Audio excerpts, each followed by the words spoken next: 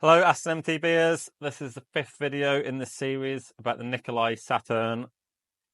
I asked Instagram followers to ask me anything about this bike, winning this bike, and also the other prize, which is part of the same competition, because the lucky winner can choose the frame kit, e-bike frame kit, or the just released 2025 Nikolai Geometron G1.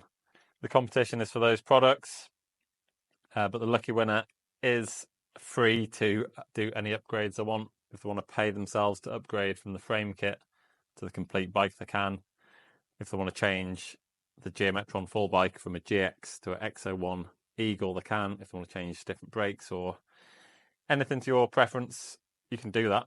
No problems. We'll work with Nicolai in Germany direct or Geometron in the UK for the G1 to get you the bike of your dreams.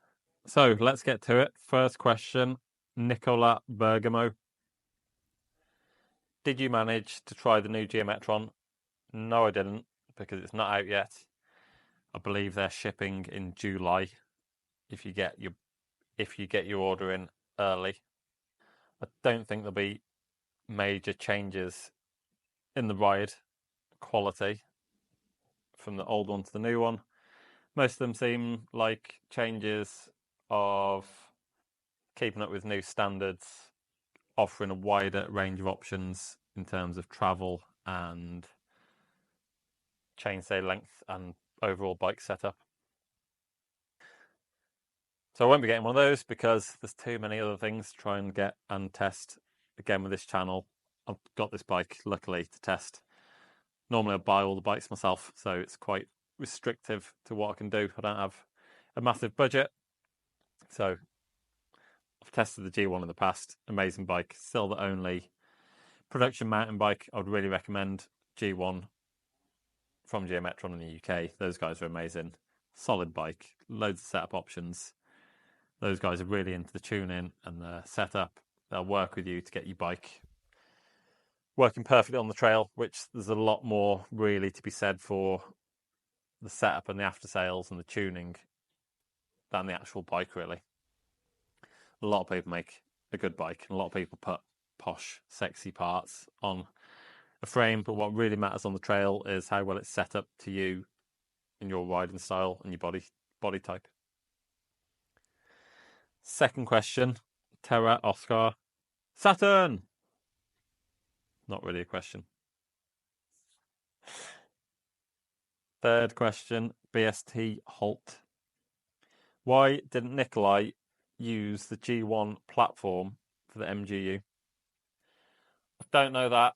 I can only imagine it's for packaging reasons. It's probably a lot easier to package this design into an e-bike setup down the G1 design, which has a rocker link here and the shock there somewhere. You have a shock mount on here, which could affect the strength and durability of this down tube. This down tube is huge, but it looks to be quite thin, really. It's machined out a lot. So I think putting all the force of a shock into the middle of the down tube there, or might try and bend the down tube, because could cause cracks without giving it extra strengthening. Whereas putting it here, it's part of the gearbox motor unit mount seat tube. The rocker link's attached to the seat tube as well, so I'm assuming just packaging reasons. I sort of would prefer it to be on the G1 platform because I prefer the way the bike feels when you have the G1 layout compared to this 4-bar link layout. I'm not really a fan of the ride quality of the 4-bar link layout in terms of how the bike flexes. These are generally more stiffer, I think better suited to pedaling cross-country bikes. I don't think this kind of 4-bar layout is as good for enduro downhill riding, where you need more grip and more cornering skills, cornering ability. Terra Oscar is back. Review of the Saturn. Hopefully if you've got to this video, you've seen the previous 4 videos. 5. Legri. What's included with the frame kit? The frame kit includes frame, motor, gearbox, which is all one, the tensioner, the belt, the sprockets, the bash guard, the washers for the rear hub for the single speed sprocket, and the cranks and the control unit. Essentially, everything that's from Nicolai or from Pinion for this system. That means the new owner can just add wheels, suspension, brakes, handlebar stem, saddle, dropper post, and pedals of choice, and you've got an amazing bike. I decided to go for the frame only option because I think a lot of my followers are super dorks like me,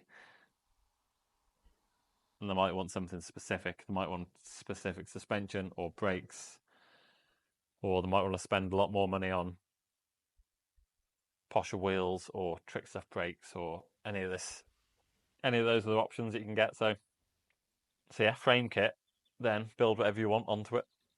All the parts are pretty standard on this, so if you've got pretty much any mountain bike from the last 3-4 years, enduro mountain bike, you should be able to swap most of the parts onto the bike. Boost rear spacing, ZS56 headset, 31.6 or 30.9 seat tube.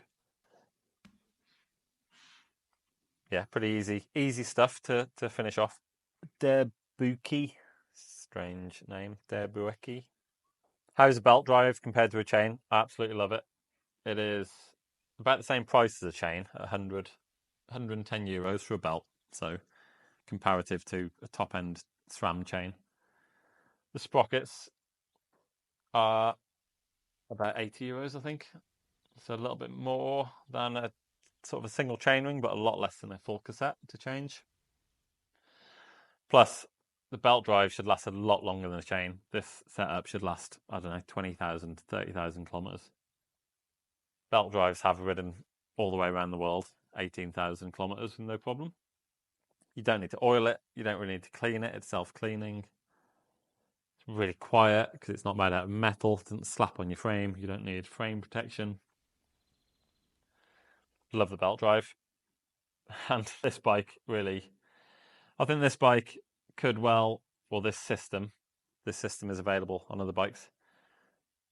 This could really push the other big S's to come out with a gearbox system, because really, I believe they're going to have to come out with an E-gearbox system to compete with a Pinion M.G.U. Then, if you're doing that, you sort of might as well make a gearbox at the same time that could go onto normal bikes, even if it's just for enduro or downhill, which is where it's really needed. We might see SRAM and Shimano coming out with gearboxes soon to compete. Liam King, what are your thoughts on the updated G1? I've got the page here. Where are the updates? Updates. SRAM UDH rear hanger. Good.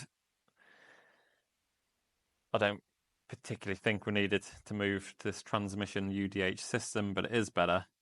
And yeah, just as things are going along, people buy a new bike, or they're more likely to get a new drivetrain on a new bike, and that's the only option that's now available from SRAM. So that's a good option. I think if you've got an old G1, you can get a replacement swing arm to do that anyway, so that's great. Geometron G1 bike is all about being modular and being able to change and keep people's bikes going for years and years, rather than having to keep change all the time.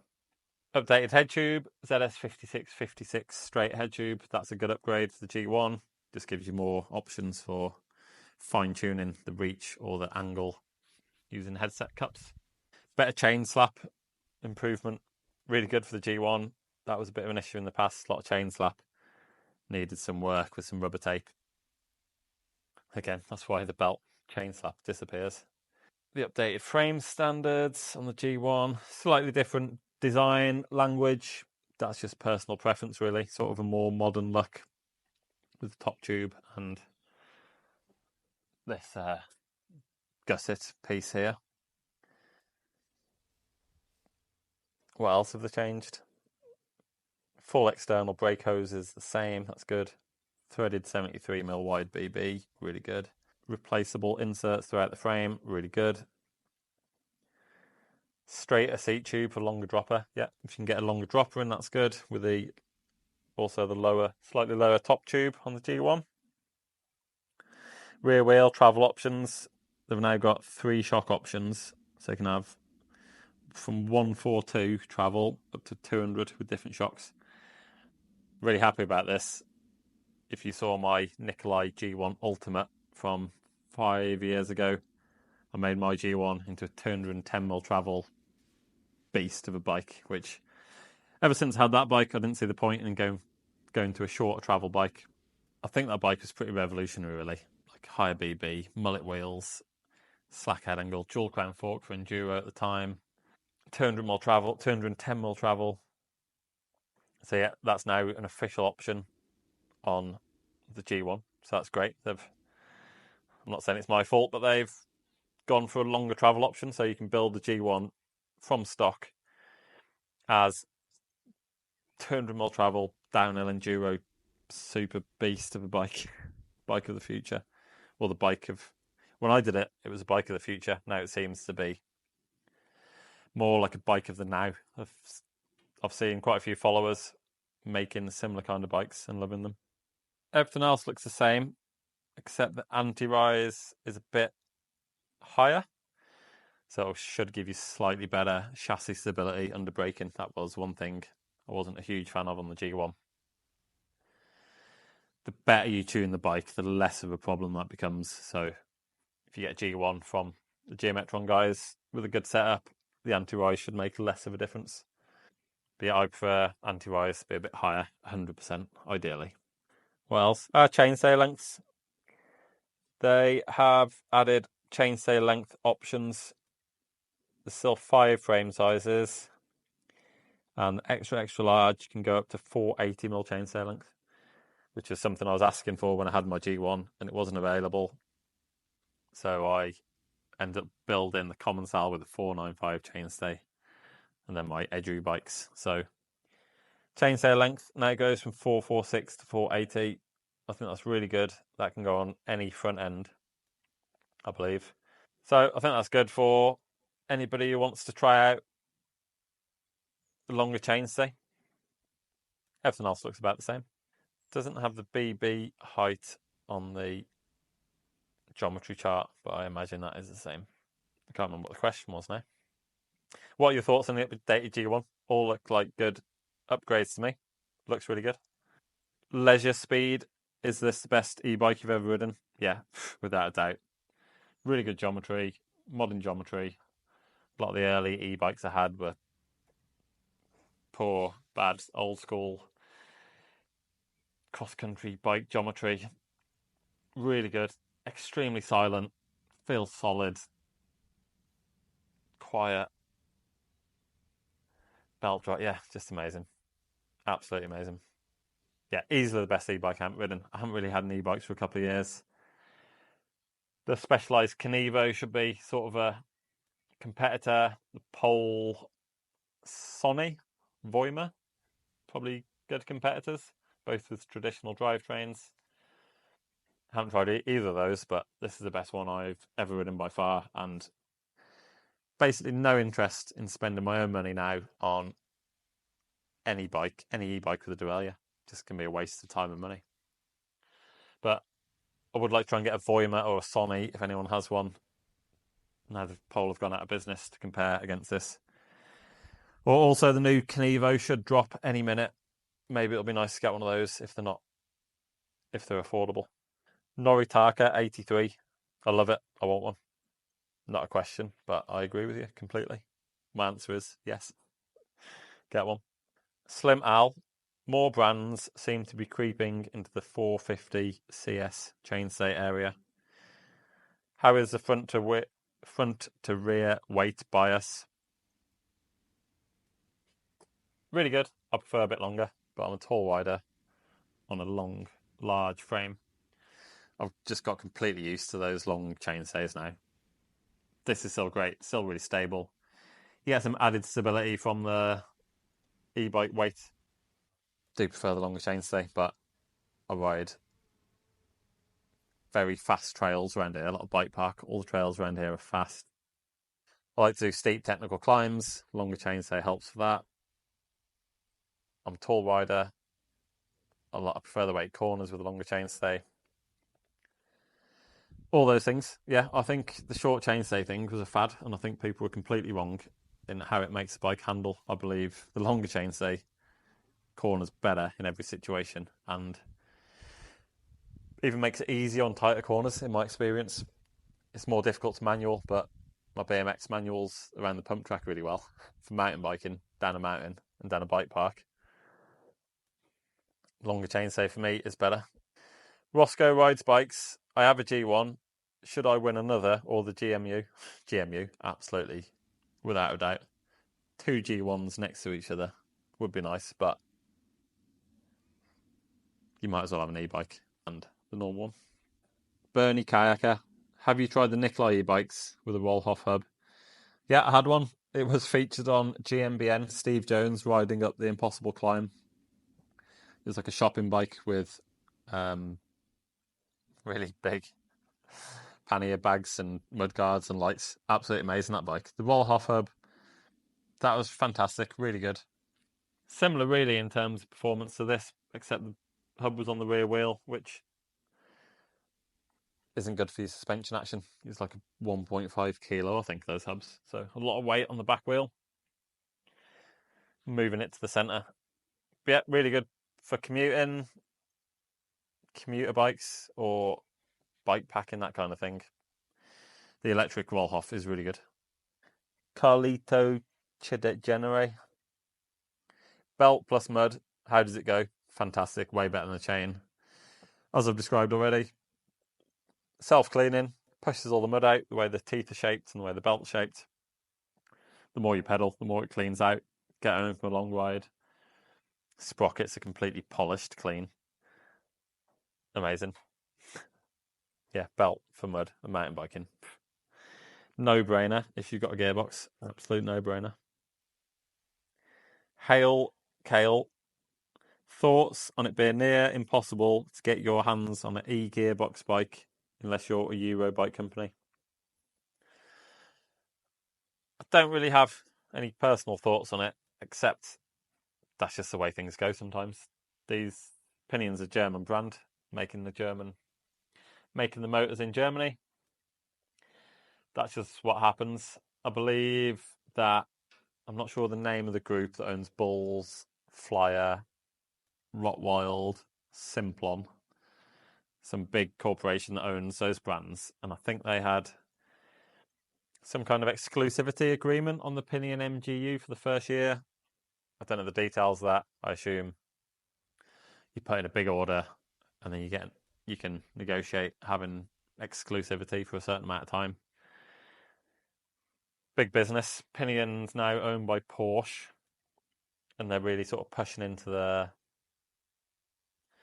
cargo commuter market. This on a commuter bike or a cargo bike would be incredible. So I'm guessing that group, for everything from their e-mountain bikes to their cargo bikes, gravel bikes, commuters, they're probably putting in a massive order.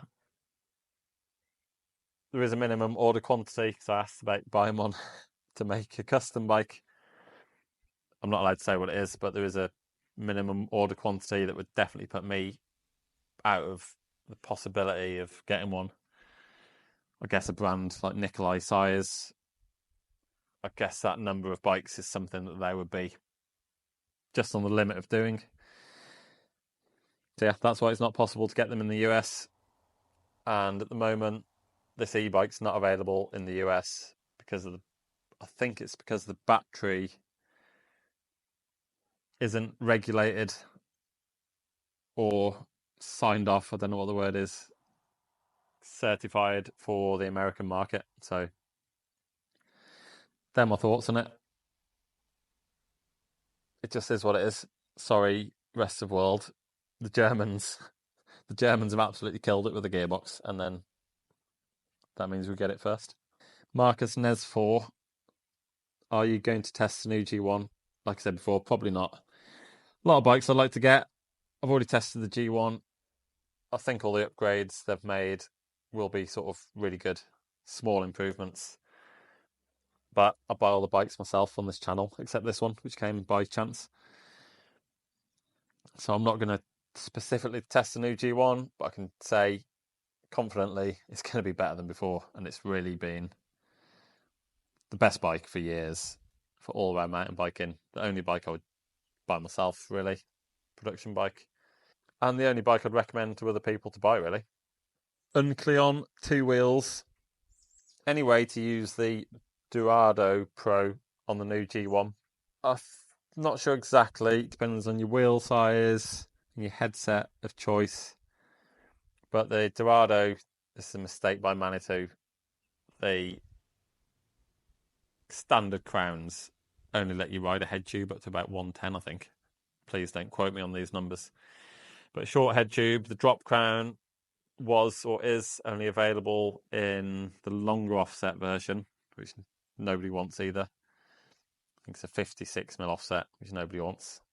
So a standard Dorado, you might get on the small frame, which has got a 110 head tube. You might fit it on the medium. Large has got a 140. That's out of question. If you get a Rulesman drop crown, like I have on my Dorado, that's for the shorter travel, the shorter offset, 47mm offset. And that should depending exactly on the wheel size and the travel. You'd have to speak to Rulesman. You might fit it on the double extra large. I think the maximum head tube that can fit is including the headset, is 175 on a 29 with the short travel. But please speak to Rulesman. He'll tell you.